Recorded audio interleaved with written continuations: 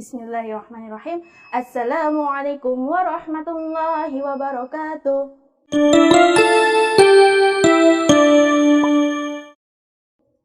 Halo anak-anak, bagaimana kabarnya hari ini?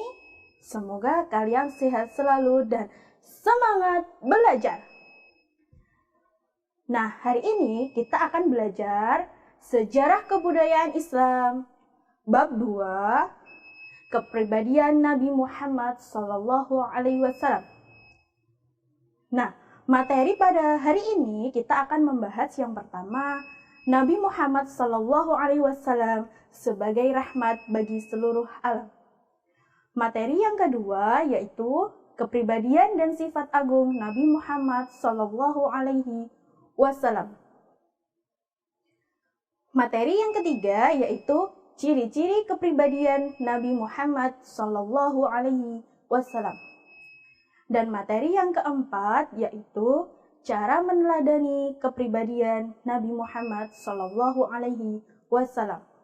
Nah, sekarang kita masuk ke materi yang pertama, yaitu Nabi Muhammad SAW sebagai rahmat bagi seluruh alam.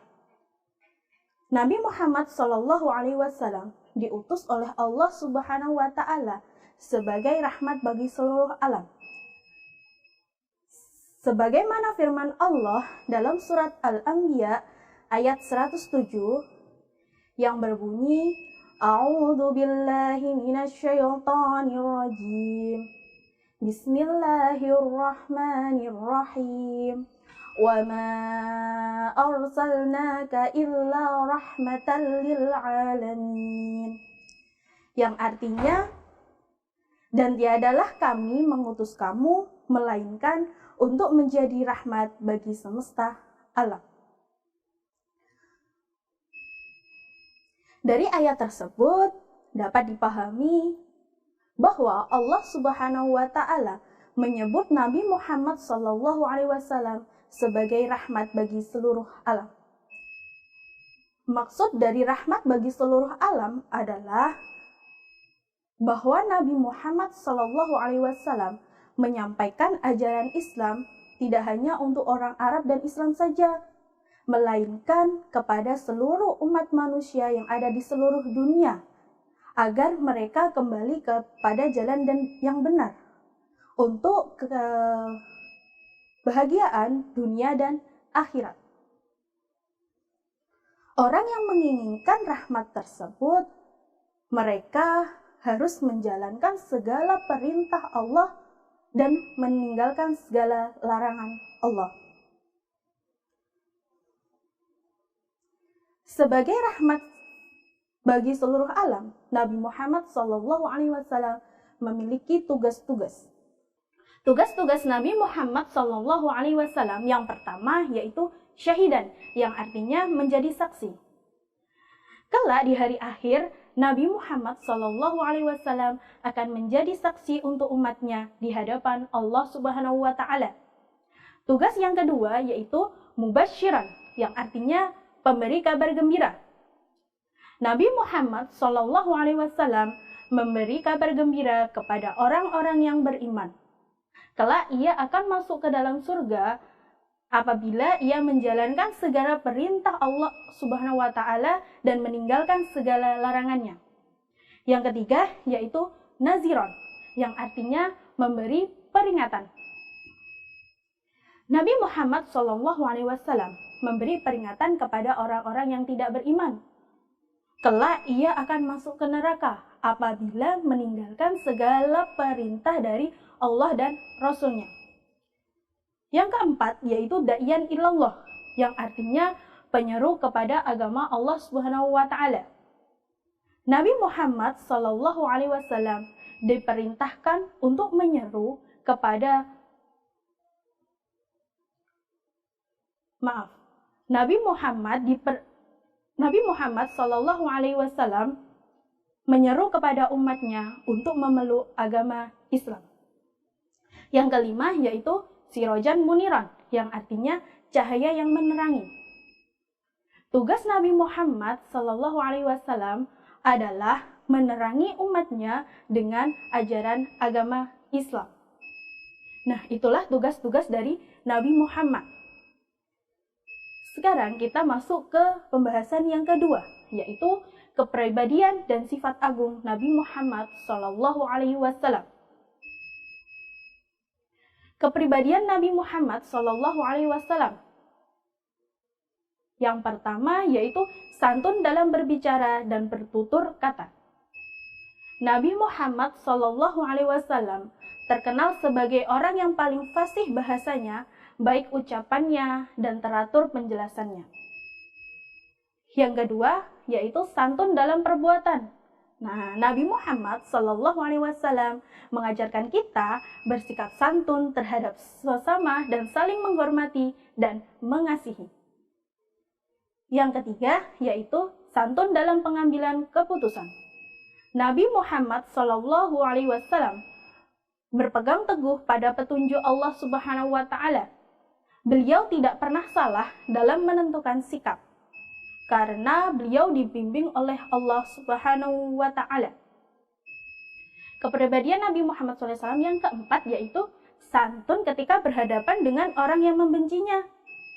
Nah, meskipun Nabi Muhammad SAW selalu dihina, dicemooh dan dicaci maki, beliau tetap pemaaf. Tidak pernah ada dendam dalam diri beliau. Nah, sifat agung Nabi Muhammad SAW ada berapa? Ya, sifat agung Nabi Muhammad SAW itu ada 4. Nah, yang pertama yaitu sidik, yang artinya jujur atau benar. Nabi Muhammad selalu jujur dan benar dalam perkataan maupun perbuatan. Beliau mustahil bersikap kizib, yang artinya berdusta atau bohong. Sifat agung yang kedua yaitu amanah, yang artinya dapat dipercaya. Nabi Muhammad SAW selalu menyampaikan amanah yang beliau dapatkan. Mustahil beliau bersifat khianat, yang artinya mengingkari janji. Sifat agung Nabi Muhammad SAW yang ketiga yaitu artinya fatonah, yang berarti cerdas. Nabi Muhammad selalu bersikap bijaksana dan cerdas dalam menghadapi sebuah permasalahan. Jadi mustahil beliau bersifat baladah, yang berarti bodoh. Sifat agung yang keempat yaitu tablik, yang berartinya menyampaikan. Nabi Muhammad SAW selalu menyampaikan ajaran agama Islam yang diterima dari Allah Subhanahu wa Ta'ala. Beliau mustahil bersifat kitman, yang berarti menyembunyikan. Materi yang ketiga yaitu ciri-ciri kepribadian Nabi Muhammad SAW. Sebagai rahmat bagi seluruh alam, Nabi Muhammad tidak diutus untuk manusia saja, melainkan untuk umat seluruh alam.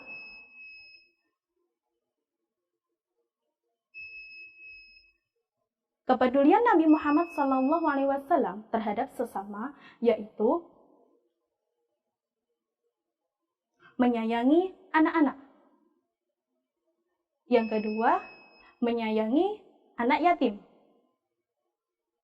Yang ketiga, menyayangi orang sakit dan janda.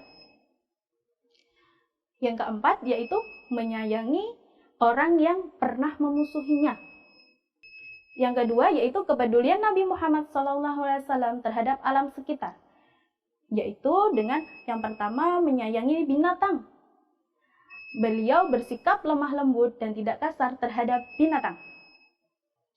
Yang kedua, yaitu menyayangi tumbuhan. Nabi Muhammad SAW melarang kita untuk menebang pohon secara sembarangan, terutama pohon-pohon yang berbuah.